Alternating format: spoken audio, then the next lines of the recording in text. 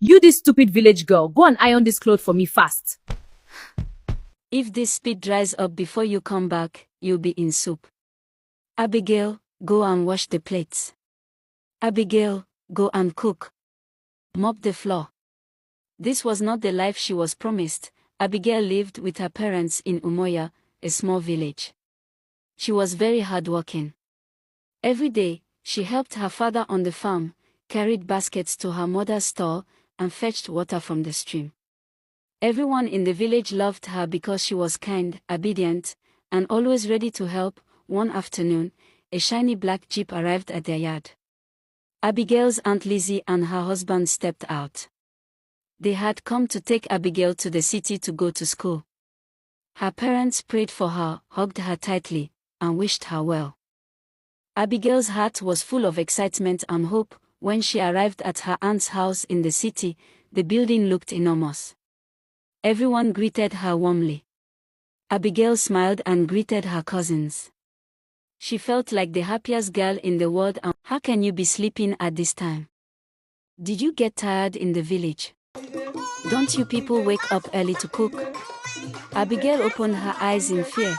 It was 5 a.m. She quickly sat up, her heart pounding. She didn't understand what she had done wrong. Her auntie stood at the door, hands on her waist, face hard. Get up now. Go and wash the plates. After that, go and cook. Abigail stood up quietly. Her legs felt weak. Just yesterday, this same woman had smiled at her, promised her comfort, promised her a better life in the city. Now, her voice was full of anger. Don't stand there like a statue. Her auntie continued, people don't sleep and eat in this house. Abigail wanted to speak. She wanted to explain, but fear held her mouth shut. Back in the village, her parents were poor but kind. They worked hard every day, yet they never spoke to her like this. Here, the house was big, the city was beautiful, but her heart felt heavy. As she carried the plates into the kitchen, her hands were shaking. Inside her mind, one thought kept repeating, this is not the life I was promised. The sweet words her auntie used before were gone. The kindness had disappeared. Standing in that kitchen at dawn, Abigail understood one painful truth. Her suffering had already begun. Abigail had been working all day. Her auntie and cousins watched her closely. Every mistake made them shout. She was tired, hungry, and miserable. But Abigail was clever. She could not fight them directly, so she planned a little trick.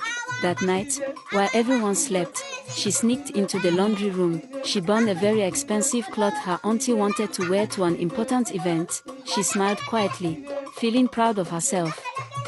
The next morning, chaos broke out. Her auntie screamed. At the ruined cloth, her cousins laughed at the mess. Abigail, wicked girl. Her auntie shouted, grabbing her arm. She beat Abigail hard, and then her auntie refused to give her food. Her stomach growled. She was beaten, hungry, and tired, but even in pain, Abigail felt a strange happiness. She had done something bold. She had shown she could fight back. Her spirit was alive. Abigail sat on the floor, tears rolling down her cheeks. She hugged her knees and whispered, I wish my parents would come and take me. Her eyes were red, her lips trembled. She didn't know it yet, but hope was just one step away. Abigail had reached her limit. Whenever she cooked, her auntie would give her tiny portions, sometimes no meat and just water, while her auntie and her children ate to their fill.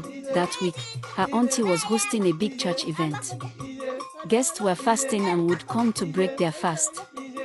Her auntie was very happy at the opportunity, honored to have the congregation coming. She and her children prepared fried chicken, rice, stew with fish, eggs, proteins, and stocked the freezer with lots of drinks. They were so busy they didn't notice Abigail. After the food was ready, her auntie went to dress. Guests were already arriving. The kitchen was empty.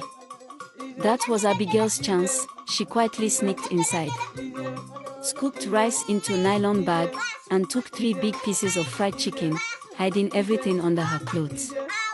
Then she poured plenty of salt into the pot of stew, stirred it, and left calmly. The food was served. Guests tasted it and started shouting and spitting it out. Some complained loudly. Many were fasting and very hungry. The compound scattered. Her auntie was embarrassed and confused. Abigail went to her room, locked the door, and sat on the floor. She finally ate the food she had saved. She enjoyed every bite, savoring the chicken she hadn't eaten in a long time. She even took some juice from the freezer. For the first time in days, she felt truly happy. As she ate, her mind raced. She already had a perfect plan to escape. Small but mighty, Abigail was ready. After the church incident, nothing changed for Abigail. If anything, things became worse. The auntie continued maltreating her as if nothing had happened. Every day, Abigail woke up early. She washed all the clothes in the house, cooked, cleaned plates and floors, and did everything quietly. Nobody thanked her. Nobody cared. Most times, when Abigail's parents called from the village, the auntie would threaten her, saying if she said anything about what was happening, she would be punished. So she endured and obeyed. One afternoon, the auntie dressed up and went out. Abigail finished her chores and sat quietly in the sitting room. Suddenly, the door opened. It was Benita, her cousin. She entered with a boy. She shouted immediately, "Abigail, get out of this room. Are you blind? I have a visitor." Abigail stood up and went to the kitchen without saying a word. She stayed quietly, peeping through the kitchen door. From where she stood, she could hear laughter. Benita was sitting on the boy's lap. They were watching a movie and laughing freely, even eating popcorn. Not up to 20 minutes later, they heard the gate open and footsteps coming closer. Benita froze. "My mom is not supposed to be back now," she whispered. She started panicking. Her heart was beating fast. She was confused. Should she take the boy through the kitchen door? What if her mom entered through the kitchen? Should she hide him in her room? She quickly dragged the boy upstairs and pushed him into the bathroom in her room. The auntie entered the house. Abigail came out of the kitchen and said softly, "Auntie, there is a boy in Benita's room." The auntie shouted, "Stop lying. My daughter cannot do such a thing. What nonsense is this?" Abigail said nothing more. The auntie angrily went upstairs, shouting Benita's name, and opened her room. Benita was sitting on the bed, pretending to be busy on her phone. "Mom, what are you looking for?"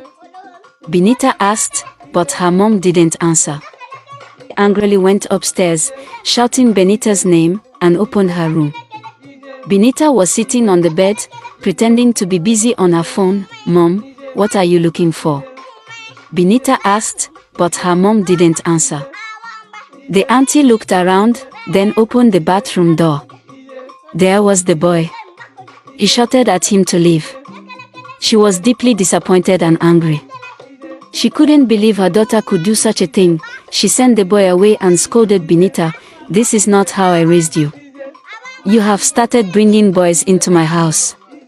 She seized Benita's phone as punishment. From that day, Benita hated Abigail completely. She blamed Abigail for everything. "Mommy, it's Abigail that caused this. If not for her, this wouldn't have happened." The maltreatment of Abigail became worse. She prayed for the day she would be free. She had tried escaping several times, but to no avail. Anyone she asked for help in the city said they didn't know her village. She cried every night, wishing her parents could come for her. Abigail's parents in the village imagined her in school, growing into a big, brilliant girl.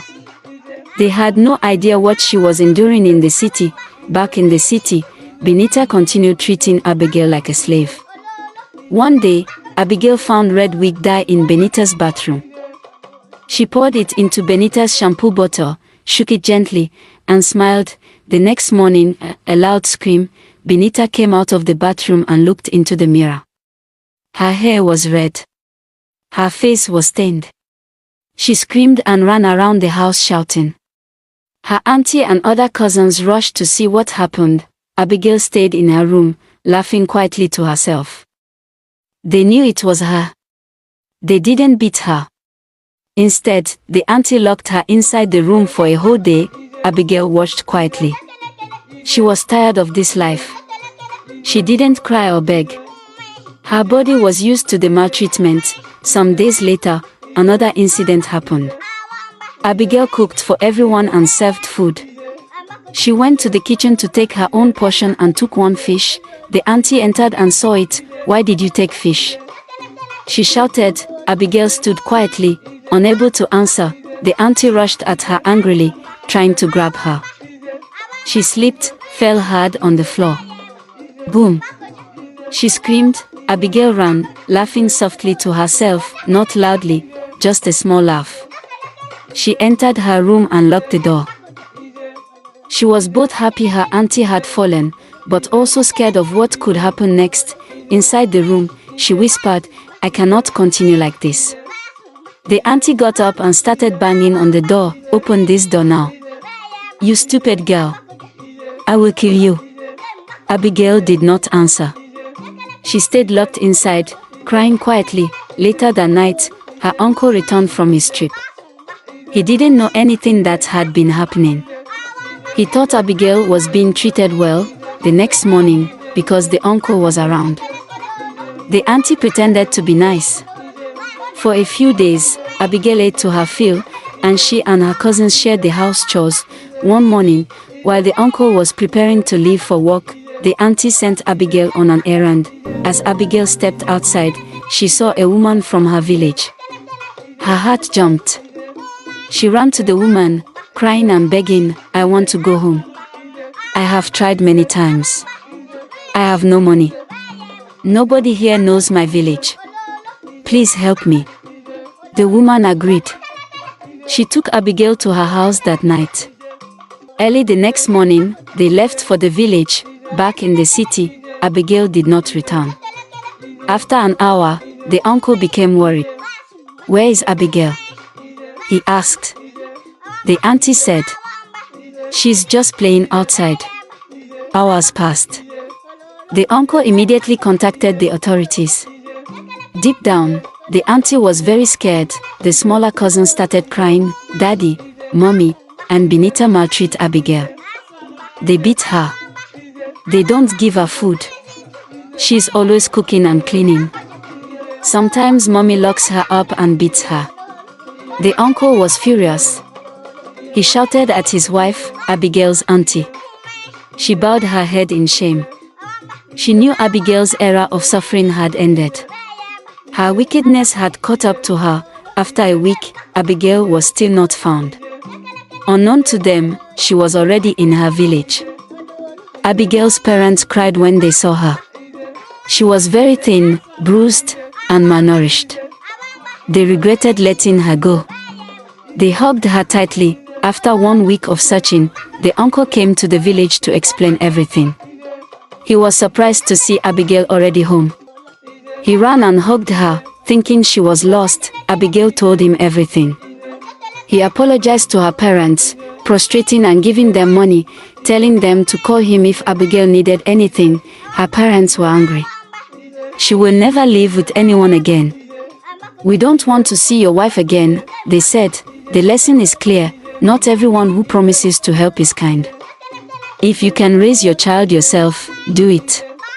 Some people are good, but some are very wicked. Abigail never went to live with anyone else again.